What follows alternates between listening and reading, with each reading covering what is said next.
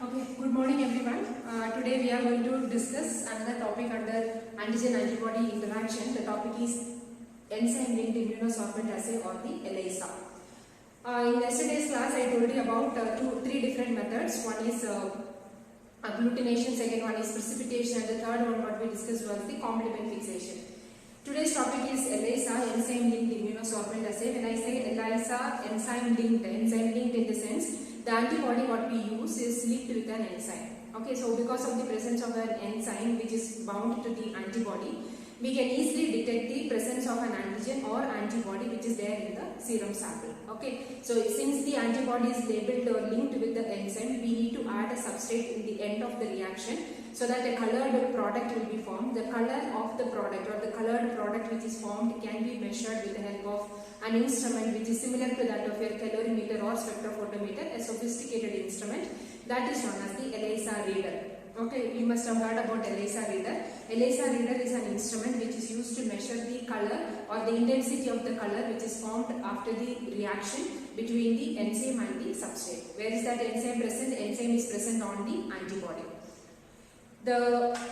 For doing the enzyme-linked immunosorbent assay, you need a microtiter plate. So this is the microtiter plate which is used for the enzyme-linked immunosorbent assay. So this microtiter plate, it has 96 wells are there. So I think all of you can see here.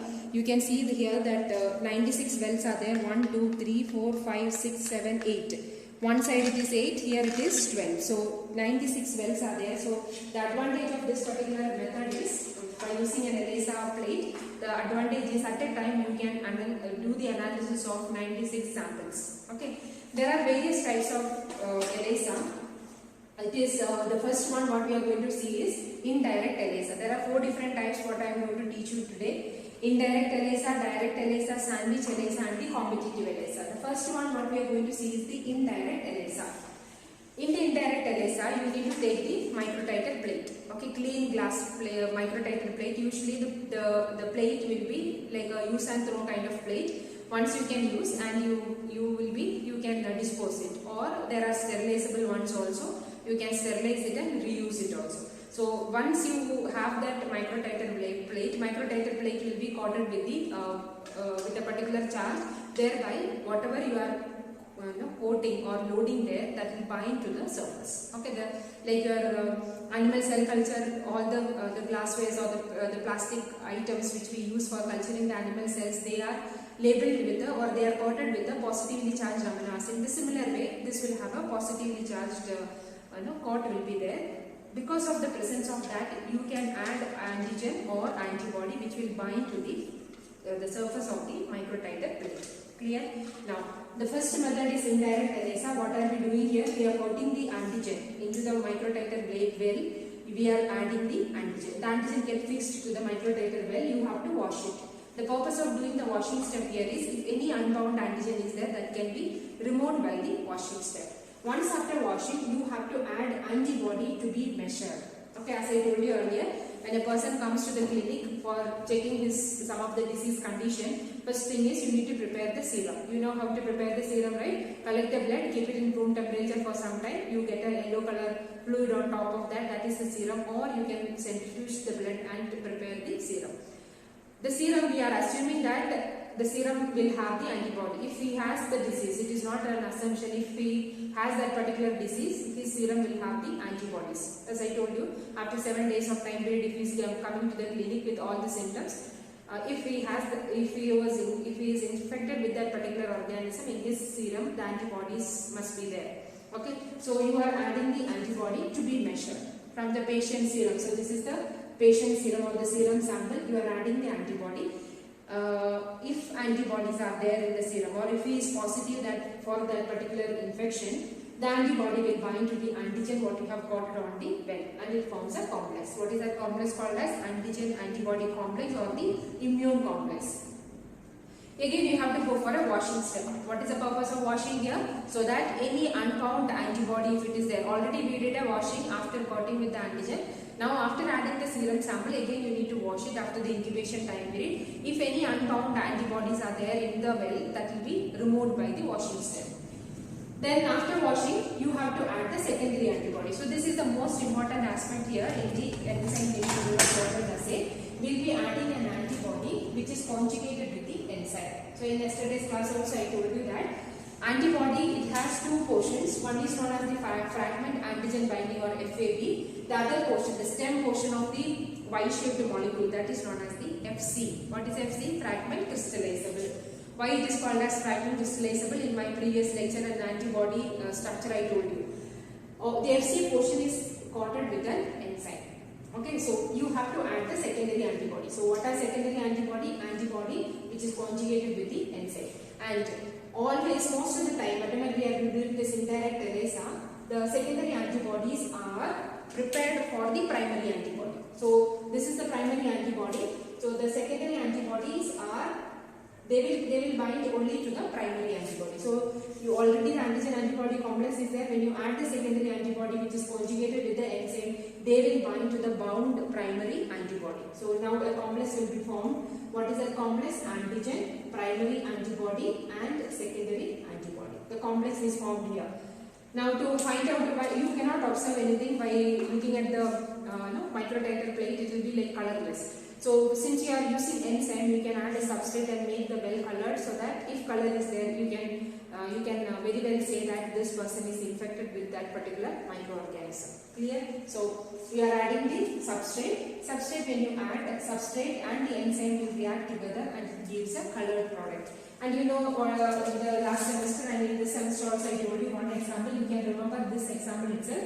The enzyme what we use here, I told you already, the secondary antibody is conjugated with the enzyme. Enzyme used here, we will take the example as HRP. What is HRP? Horseradish peroxidase. This horseradish peroxidase, if you are using as the enzyme, you have to use the substrate TMB-H2O2. All of you remember what is TMB-H2O2? Tetramethyl benzidine hydrogen peroxide. So when you use TMB-H2O2 as the substrate, HRP reaction happens. What is the first reaction? H2O2 react with the HRP. What is the product formed here? Water and nascent oxygen. Now this nascent oxygen that reacts with the TMB. So it's a fused substrate. Two substrates are there. One is a chromogenic one. Another one is which will react with the HRP. The chromogenic substrate which we use here is TMB. What do you mean by chromogenic substrate which can give a colored product? So TMB reacts with the nascent oxygen and it will give a product called as the TMB oxide. Due to the formation of TMB oxide, you can see a blue color in the well. So this well is, you can see here it is colorless. So once after adding the substrate in the well, if you can see that blue color, you can confirm that this person, patient or the particular person who has come for checking, he has that infection. So imagine that a COVID-19 patient is coming and he is having all the symptoms. So in the clinic they collect the blood with all the precautions. Collect the blood, prepare the serum, and they prepare a ELISA microtiter plate which is coated with the antigen. COVID-19, any of the surface glycoprotein will be coated on here. Add the anti-serum which will be having that antibody. Antibody bind there, forms a complex, then you have to wash it. Add the secondary antibody which is conjugated with an enzyme. And secondary antibodies are very specific for the primary antibody. They bind there, forms a complex. What is that complex? Antigen, primary antibody and secondary antibody complex. Then you have to add the substrate and color formation can be seen. The color can be measured with the help of an ELISA reader. ELISA reader is similar to, the working principle is similar to that of your spectrophotometer or calorimeter. The intensity of the color, how much ever color is there, that will be directly proportional to the concentration of antibody which is present in the sample. Okay, so you have to keep this ELISA microtiter plate into the ELISA reader.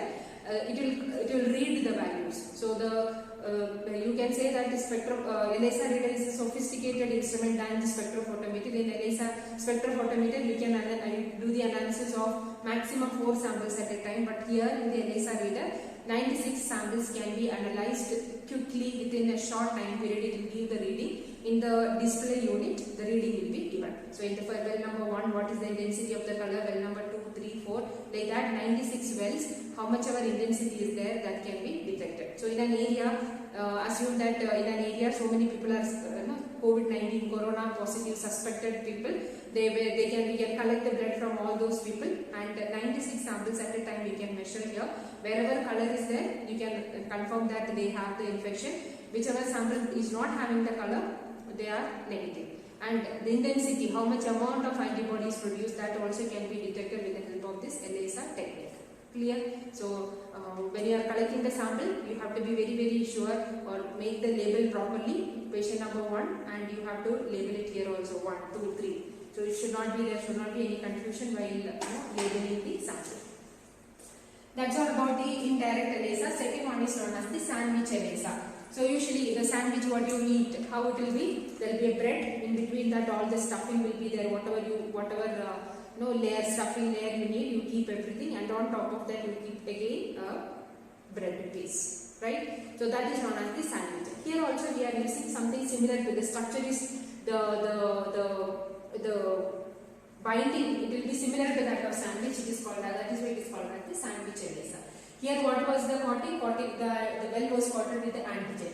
Here the well is coated with the antibody.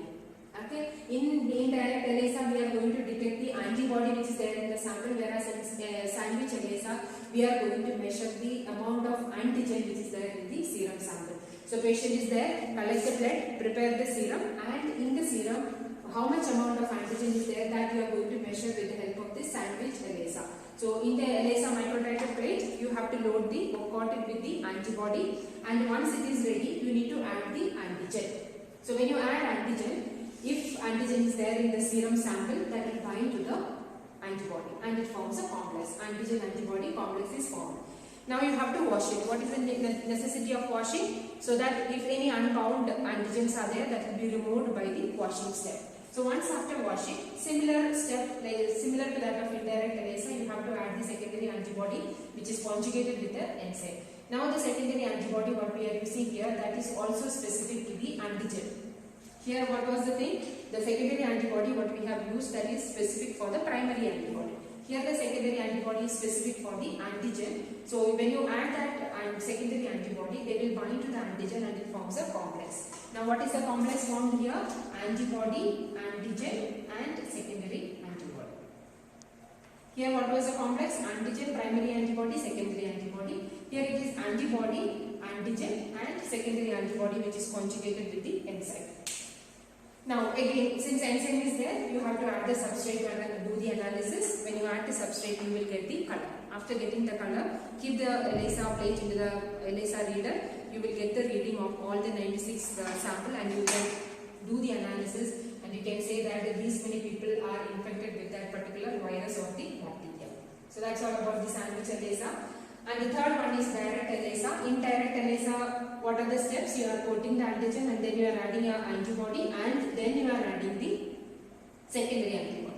In direct ELISA, you have to collect the sample from the patient itself. So in the clinic, your patient is there, you collect the serum, and from the serum you have to separate the antigen what you are looking for.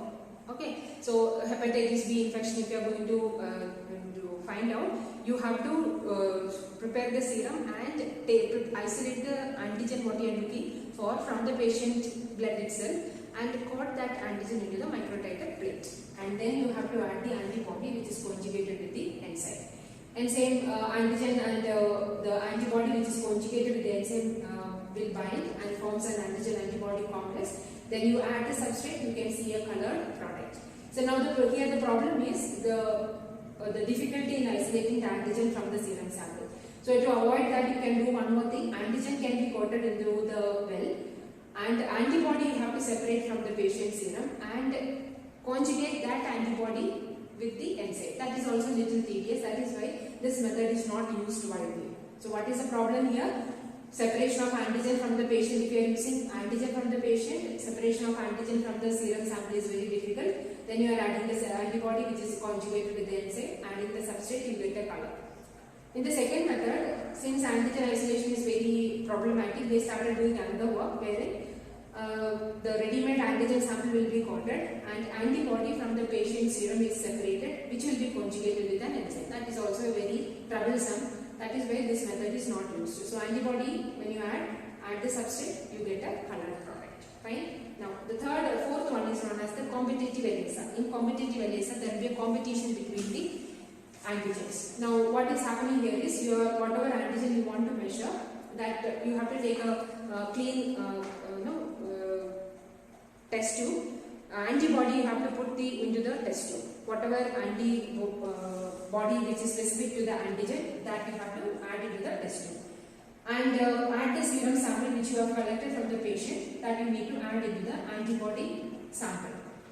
Okay, antibody, ready-made antibody, to that you have to add the antigen. So if the antigen is there in the serum sample, that will bind to the antibody and it forms a complex. Okay, once the complex is ready, this complex, the solution containing this antigen antibody complex, you have to add into a microtiter plate which is coated with the antigen. Whatever antigen you are going to measure, that will be coated into the microtiter plate. Okay, so into that, when you add this complex, if any of the free antibodies are there, that will bind. Only that free antibody can bind to the antigen which is coated into the well, because already antibodies are bound with the antigen. So if any free antibodies are there, they will bind to the antigen which you have coated into the microtiter well. If no free antibodies are there, then binding will not be happening. When you add the secondary antibody which is conjugated with the enzyme, binding won't happen. And when you add the substrate also, there will not be any reaction. If no color, if color is not there, that means the patient is positive. If color is there, what does it indicate? The antibodies are free. Antibodies are not bound with the antigen what you have added into the sample. So if antibodies are free, then only it can bind here. Since antibodies are not free, already it is bound with the antigen which was there in the sample, the binding won't happen and there will not be any color. If color is not there, that means the person is positive. If there is color, that means the person is negative. Clear? So that's all about the enzyme linked immunosorbent assay.